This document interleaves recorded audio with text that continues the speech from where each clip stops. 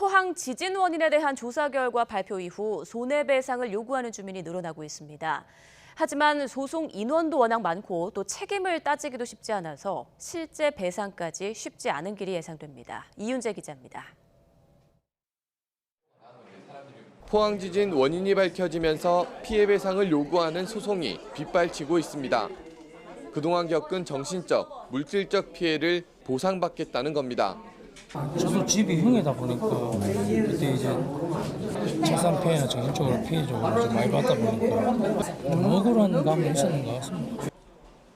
하지만 실제 피해 배상이 이루어지려면 오래 또 어려운 과정이 이어질 것으로 보입니다. 먼저 누구에게 얼마나 책임을 물을지 구분하기가 쉽지 않습니다.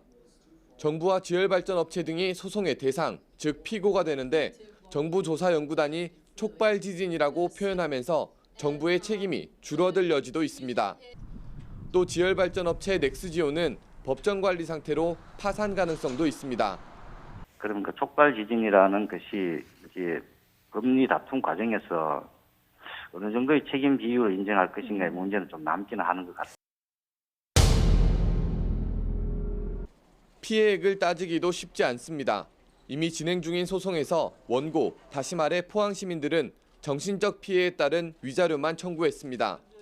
앞으로는 재산 피해에 따른 배상도 이어질 것으로 예상합니다. 하지만 개인과 기업의 재산 피해를 어떻게 따질지 가늠할 수 없고 기준도 명확하지 않습니다.